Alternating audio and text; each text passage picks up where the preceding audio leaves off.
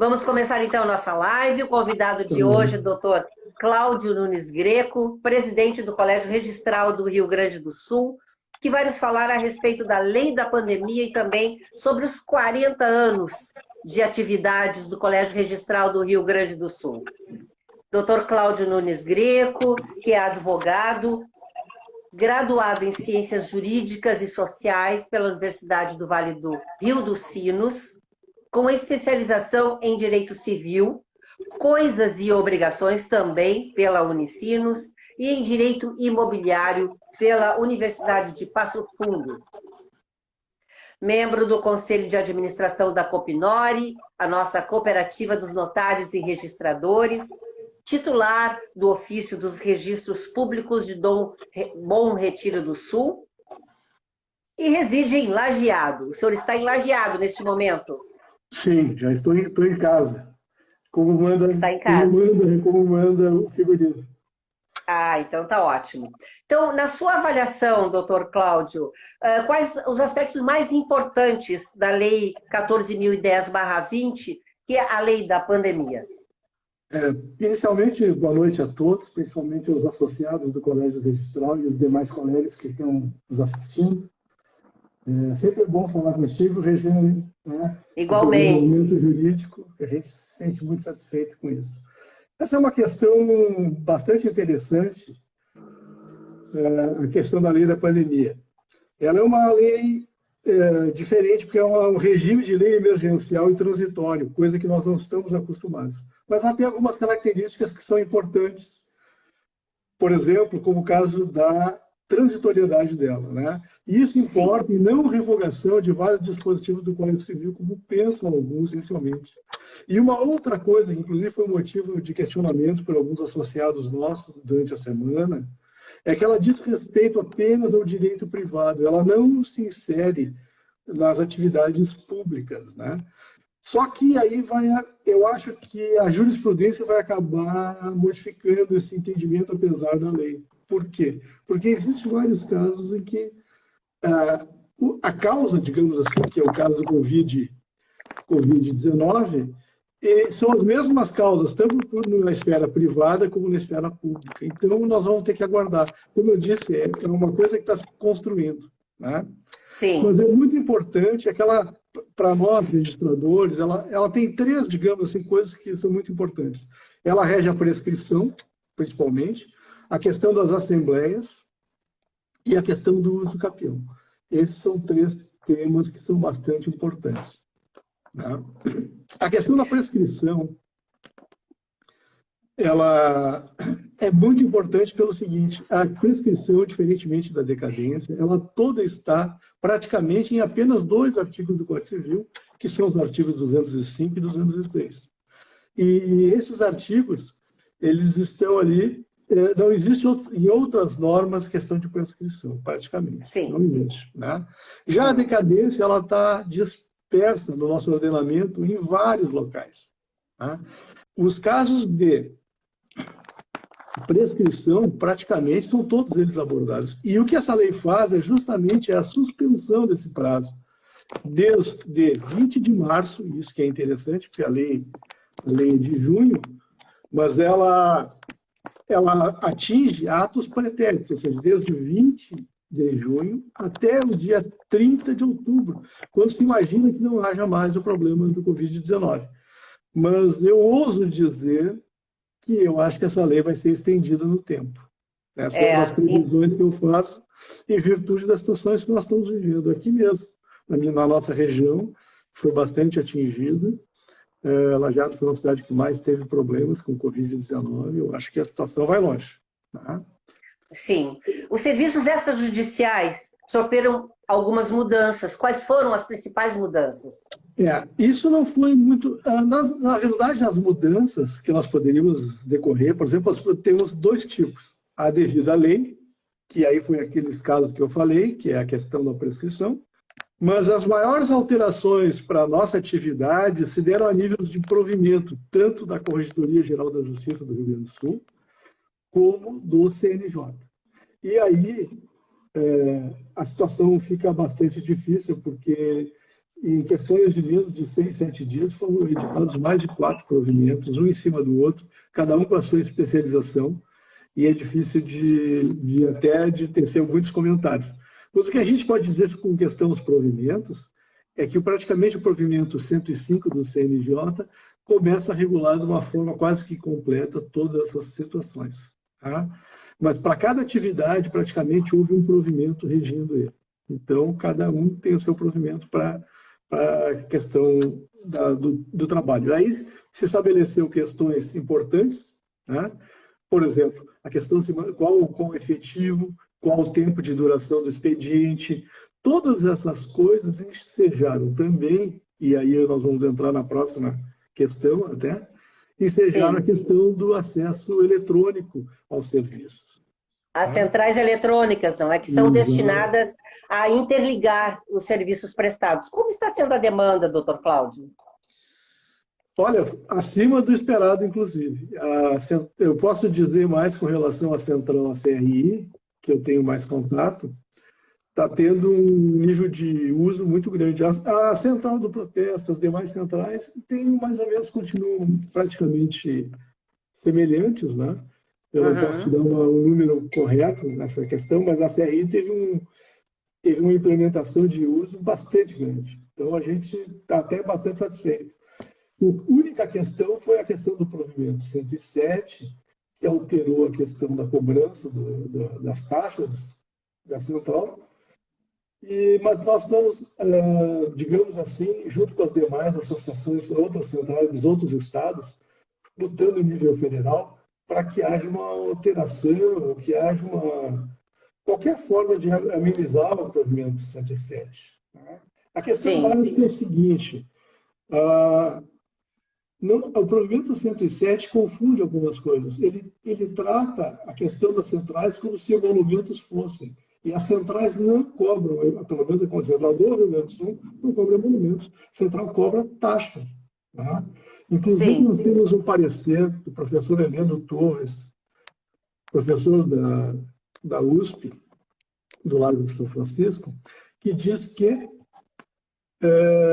as centrais são entes privados e ficariam fora do âmbito da questão do CNJ. Mas essa é uma questão, né, Regiane, que a gente sabe, isso vai ser decidido a nível judicial e a gente apenas tem a nossa posição. Não quero dizer que nós estamos corretos, mas nós temos a nossa posição e, como entidade de classe, nós estamos lutando para que as coisas saiam da melhor maneira possível. Por que nós estamos dizendo isso? Porque nós fizemos um investimento vultuoso para poder manter as centrais no ar e agora mudam as regras do jogo. Né? E esses valores não são valores quaisquer, são valores realmente vultuosos. Né? E nós temos responsabilidade da administração. Tanto eu como a presidente Denise Alban Scheibler, que é a presidente atual do IRIRGS, na questão justamente disso, de permitir que o usuário utilize os nossos serviços. Né? Então, é uma questão, eu acho, bastante delicada. Vamos salientar, doutor Greco, uma coisa muito importante, que é o site do Colégio Registral é um dos mais acessados do país e tido como exemplo no âmbito nacional. A que se deve? Isso é um trabalho de muito tempo, que aconteceu desde a fundação do colégio, que o Colégio Registral foi uma das entidades pioneiras nessa área. Tá? Ele, digamos assim, ele perde praticamente, eu vou falar na questão do registro de imóveis, ele perde praticamente só para o IRISO e para a ARIS, e para as associações de São Paulo.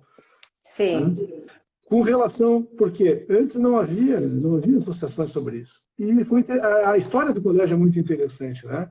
Os colegas sentiram a necessidade de ter uma entidade que reunisse todos para que a gente pudesse debater alguns temas que eram caros para nós. E, casualmente, né, nós fizemos 40 anos, ele é mais ou menos, ele veio logo a reboque, digamos, da Lei 6015, né, que é de 73, mas só entra em vigor em 76. Mas até praticamente 1980, as coisas não eram, nós não tínhamos uma comunicação tão imediata como temos hoje. Tá? Então, as coisas eram mais lentas, né, digamos assim. Né? Durou 4 anos, depois praticamente da entrada em vigor da lei, para que nós conseguíssemos realmente discutir em nível estadual a questão da lei 6015. Doutor Greco, o Colégio Registral lançou recentemente o selo de comemoração relativo aos 40 anos, não é, de atuação da entidade.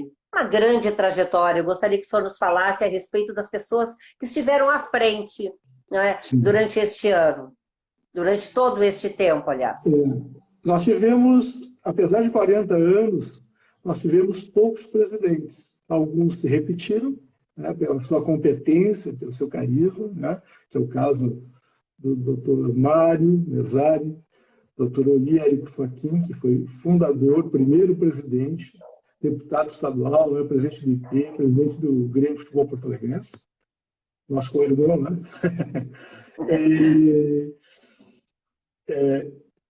E o doutor, principalmente, é o doutor Carlos Fernando Westphalen Santos. Esses foram os presidentes que tiveram mais tempo no comando do colégio, né? Eu praticamente acompanhei quase todos, porque eu tenho bastante tempo no colégio, não sou dos fundadores, né? Como o doutor Paiva, por exemplo, que foi fundador, o doutor Miguel Figueiró, vários fundadores que ainda estão na ativa. Mas tivemos vários mais presidentes, entre eles o doutor Júlio César Schoenfeld, hoje titular de Santa Vera Cruz, o doutor Paulo Heinrich, de Santa Cruz do Sul, sim, João César, de Canoas, né? Depois, mais modernamente, o doutor Paulo Ávila, meu colega e meu irmão aqui de Teotônio, ao meu lado. Né? Sim. E o doutor João Pedro Almana Paiva, que foi meu professor, meu incentivador na carreira, né? E que me antecedeu aqui na presidência do colégio. Né? Esses são os presidentes do que o colégio já teve até agora. Mas nós vimos uma história muito importante, tanto nas questões políticas da classe, como também na questão legislativa. Várias experiências do Rio Grande do Sul foram inéditas, por isso que o colégio hoje tem essa questão proeminência na área de registros públicos, em virtude das mentes que aqui tiveram e que fizeram toda a questão de... Doutor Cláudio, uma curiosidade, os associados poderão participar de alguma forma dessas comemorações online, via online? Digamos assim, com a questão da pandemia, vários dos projetos que nós tínhamos com relação aos 40 anos foram abortados em virtude não teria como ter contato pessoal. Nós tínhamos ideias de fazer show, de distribuir ingressos para shows, alguns shows, questões culturais, questões sociais, mas isso não será possível, pelo menos, neste ano. Tá? Então, nós já estamos programando algumas questões para o ano que vem. Mas nós lançamos, por exemplo, o selo dos 40 anos, que está sendo usado em todas as nossas... Mais alguma coisa que o senhor queira colocar a respeito da situação dos cartórios que estão, né, abertos para um limite, né, de clientes? Isso é importante, agora que tu tocaste no assunto. Tanto a nível estadual como a nível federal, nós temos tentado auxiliar o poder público na manutenção e na declaração de serviço essencial por parte dos cartórios. Né? Nós temos visto, por exemplo, inclusive a lei da pandemia, ela estabelece a questão da prescrição dos prazos justamente porque ela prevê que os cartórios não estariam abertos, mas nós estamos abertos. Isso que é importante. Né? Então, o legislador foi previdente, né? Porque a gente não sabia que ponto teria. Então, é muito interessante isso. Mas a gente está mantendo serviços, pelo menos de caráter emergencial, nos lugares que podem. Né? A gente está fazendo agora, por exemplo, eu recebi agora o mapa do Rio Grande, mais zonas com regiões laranjas e vermelho, bandeiras laranja e vermelho, o que nos assusta, e a gente sabe que vai ter repercussão nos serviços notariais e registrais. Ok. E o senhor quer colocar mais alguma coisa importante que não foi dita, que o senhor acha que os associados e as pessoas que estão nos assistindo queiram saber a respeito dos cartórios? Não, eu acho que a questão básica é essa, né? Porque a quantidade de legislação está sendo tremendo. Nós temos. A única coisa que a gente poderia dizer é que saiu uma medida provisória ontem, a MP 992, e agora estou te dando em Sim. primeira mão essa notícia. Olha, privilégio, é um privilégio. A 992, que estabelece as formas de compartilhamento da alienação fiduciária. Eu não vou me adentrar muito nisso, porque eu dei uma pequena passada de olhos sobre a lei. Sim. Vejo que é uma lei que veio do setor bancário, né, que se preocupa com isso.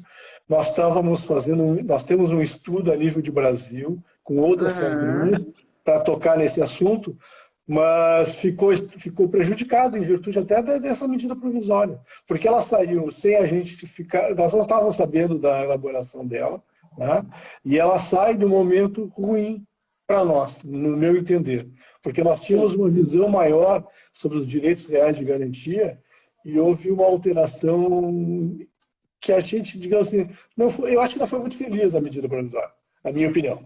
Né? Claro que ela é importante, mas ela não, eu acho que o que ela quer alcançar é aquelas coisas, ela não irá alcançar e prejudicou o trabalho que nós vamos fazendo já há algum tempo. Ok. Agradecemos muito a sua participação nessa live do programa Momento Jurídico. Acho que foram colocadas várias situações, né, que nós estamos vivendo com relação aos cartórios. O senhor deixou bem claro, não é? Agradecemos sua parceria, a grande parceria que tem com o programa Momento Jurídico, e o parabenizamos pelos 40 anos de atividades do colégio. Obrigado. E avisamos a todos que este vídeo estará disponível no IGTV, né? E desejamos a todos um ótimo final de semana, para o senhor. Parabéns pelo seu trabalho que o senhor está realizando junto ao Colégio Registral do Rio Grande do Sul. Obrigado, Regiane. Eu queria também passar uma boa noite para todos os colegas, agradecer pela audiência de todos, agradecer ao Rogério também, o programa Momento Jurídico, que é nosso parceiro há bastante tempo, que a gente faz questão de manter essa companhia, né? E a gente está à disposição, Regiane, porque precisar. Eu acho que é uma parceria que deu certo, auxilia a todos da área jurídica do Estado. Sim. E a gente torce para que tenha mais programas como esse, que a gente possa expor a nossa posição, a nossa opinião, a nossa fala, né? Que é uma maneira que não é muito citada muitas vezes, mas é que é importante. Eu sempre digo, não adianta a gente saber muito de direito se tudo termina muitas vezes no balcão do cartório. Né? Então, é verdade. Eu queria deixar isso bastante claro, a propriedade da nossa propriedade não, digamos assim, da questão fática da nossa profissão. Né? A gente trata de assuntos mais práticos. Então, mas vamos... E estamos à sua disposição e dos colegas. Obrigado. Agradecemos a todos que estiveram junto com a gente, o pessoal lá do Colégio Registral, uns que eu já citei, outros colegas que estão chegando também, uns chegando agora, mas o vídeo vai estar à disposição no IGTV. Um grande abraço, doutor Greco, um ótimo final de semana. Obrigado.